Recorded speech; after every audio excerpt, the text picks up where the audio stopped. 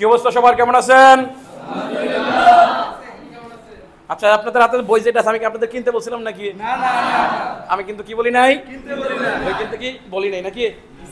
আচ্ছা, তো বই কিনতে না বললে আপনারা কিনছেন কেন? বইটা অনেক ভালো, ভালো আছে বলে কিনছেন নাকি?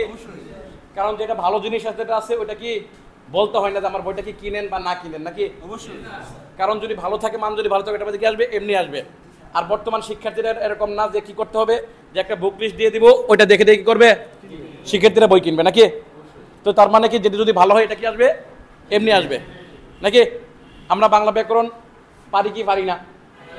আচ্ছা, আমরা যতটুকু পড়ছি কি মনে হয় বাংলা ব্যাকরণ সহজ না কঠিন? পারবো তো আমরা ইনশাল্লাহ নাকি?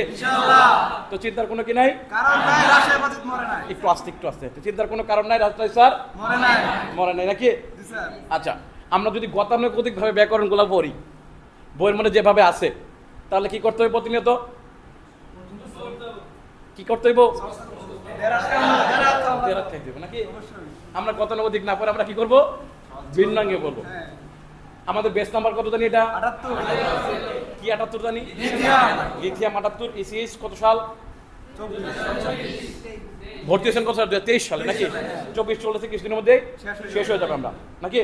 আমরা সমাস, সন্ধি, কারক এগুলো পড়ছি, পদ প্রকরণ পড়ছি। আগামী ক্লাসে আমরা কি পদ প্রকরণ অনেকটা শেষ হয়ে যাবে, আমরা কি বলবো? প্রকৃত পদই আমরা যেভাবে পড়তেছি আমরা ব্যাকরণ তো পারবো ইনশাল্লাহ নাকি? সব কথা লাস্ট কি চিন্তার কোনো কারণ নাই। বইটা একটু দেখেন সবাই নাকি? ঠিক আছে, চিন্তার কোনো কারণ ইনশাল্লাহ কি রাজশাহী স্যার? আচ্ছা ঠিক আছে, তাহলে এতটুকু থাকলো, আমরা ডকুমেন্ট হিসেবে রেখে দিলাম। ইনশাল্লাহ ভবিষ্যতে আমরা কি দেখতে পারবো ইনশাল্লাহ। ঠিক আছে, আল্লাহ হাফেজ।